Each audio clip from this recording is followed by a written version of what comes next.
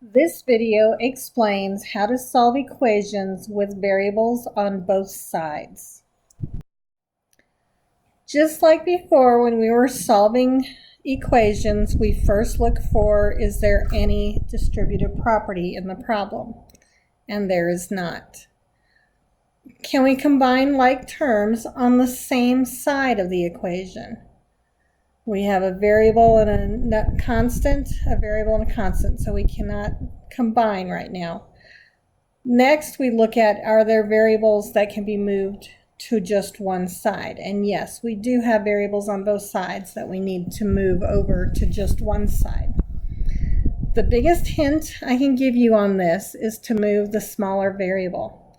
If you do choose to do the other variable, a lot of times you'll end up with a negative number, and people tend to make more mistakes when there are negative numbers.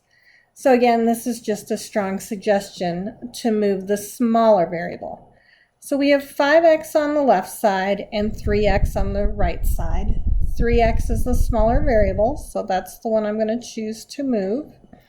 And I move it by doing inverse operations and subtracting 3x from both sides. Now I have 5x minus 3x equals 2x.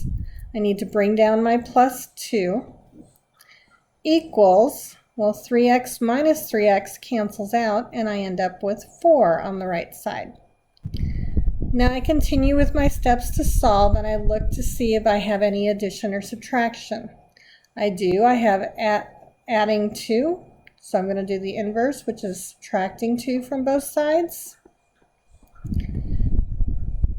2 minus 2 cancels out. I bring down my 2x equals 4 minus 2 is 2. The last step for solving is to look for multiplication or division. I have 2 times x, so instead I'm going to do the inverse, which is division. 2x divided by 2 equals x. 2 divided by 2 equals 1. My solution is x equals 1. Now we're going to do one just a tiny bit harder, where we have more negative numbers. So again, we're going to look for distributive property first, and we do not have any. We're going to look to see if we can combine like terms on one side or the other, and no, we can't do that. But we do have variables on both sides, and we need to move those variables to one side. Again, I'm going to follow the hint about moving the smaller variable. We have 2x, and we have negative 3x. Negative 3 is much smaller than 2. So I'm going to do the opposite, and instead of adding, I could either add 3x or I could subtract a negative 3x. Either way works. And when I combine these variables on the left side, I end up with 5x plus 4 equals negative 3x plus 3x cancel out. I'm left with negative 11. Okay, I go back and look at my steps. Now I'm looking for what's being added or subtracted. 4 is being added, so I'm going to do the opposite and subtract it. My 4's cancel out, leaving me with 5x on the left side, and negative 11 minus 4, or negative 11 plus a negative 4, is negative 15. My final step is to look for multiplication or division. I am multiplying 5 times the x, so now I'm going to do the opposite and divide by 5.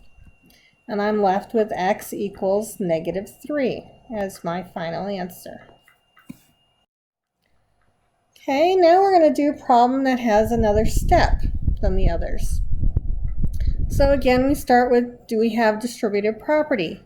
This time I do see parentheses with the number in front. So I'm going to do my trick of drawing my arrow from the 3 to the s and the 3 to the 2. 3 times s is 3s. 3 times 2 is 6. I keep the operation. And I bring down the right side, 5s minus 4. Okay, can I combine any like terms on the same side of the equation of the equal sign? And no. But I do have variables on both sides that I need to move to one side. I have 3s and I have 5s. I'm going to move the smaller one, which is the 3s. So I'm going to subtract 3s from both sides. These cancel out and I'm left with 6 equals 5s minus 3s is 2s. And I bring down my minus 4. And as you can see, my variable has now moved to the right side, which is perfectly fine. Okay, I'm going to look to see what's being added or subtracted. Looks like I'm subtracting 4, so I'm going to do the opposite and add 4 to both sides. 6 plus 4 is 10. Negative 4 plus 4 cancels out, and I'm left with 2s on the right side. Final step, looking for multiplication and division. I have multiplication, so I'm going to divide. 10 divided by 2 is 5, and the 2's cancel out, so I'm left with 5 equals s as my final answer. Okay, we have another problem that has distributive property in it. So I'm going to begin by drawing my arrows. 5 times 2x is 10x. 5 times 3 is 15. And I'm going to bring down the operation. Equals, and I'm going to keep my 9 plus 10x.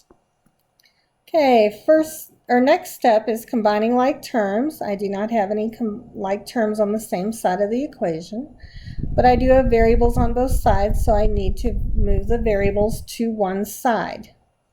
I have 10x and 10x. Neither one is smaller, so it doesn't matter which one I move. So I'm just going to move this one over here. And to move it, I have to subtract 10x from both sides. When I do so, I'm left with nothing, no x there, and negative 15 equals, and again these cancel out, and I end up with a strange problem that looks like negative 15 equals 9. Negative 15 never ever will equal 9, so that tells me that this problem has no solution. If I end up with a number equal to a different number, that can't happen. So my answer will always be no solution. Okay, our next problem, we're going to look for distributive property, which we have. So I'm going to draw my arrows. 4 times 1 is 4. 4 times d is 4d. Bring down my subtraction. I'm going to bring down what I skipped over, so my 5d, and on this side I have 4 plus d. Okay, combining like terms, I see I have a 5d and a negative 4d. If I combine those together, I end up with 1d plus 4 equals 4 plus d. What's interesting is just looking at this, I see I have the same problem on both sides. But I'm going to continue just to follow through the next steps. So what's being added or subtracted? Well, it looks like 4 is being I skipped a step. Variables to one side. I need to move the smaller variable. They're both the same. Doesn't matter which one I move, so I'm going to move this one by subtracting d. d minus d equals nothing. I'm left with a 4.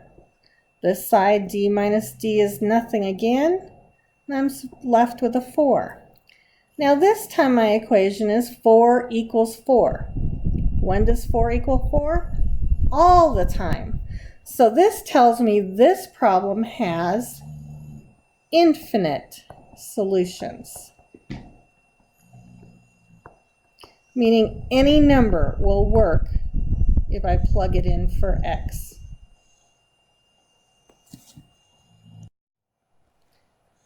As a quick summary, to solve an equation with variables on both sides, we start the same way we've always started with solving equations. The steps are distribute a property, then combining like terms, then move the variables to one side, then the addition, subtraction, multiplication, and division. And the big hint that will help us is to move the smaller variable. When we do have variables on both sides, we can have 3 different types of solutions. The first is just one solution. We solve it and we get x equals some number. That's fine. However, if we get an answer where there's no variable and it's just a number equals a different number, we know that is never true, and so we have no solution.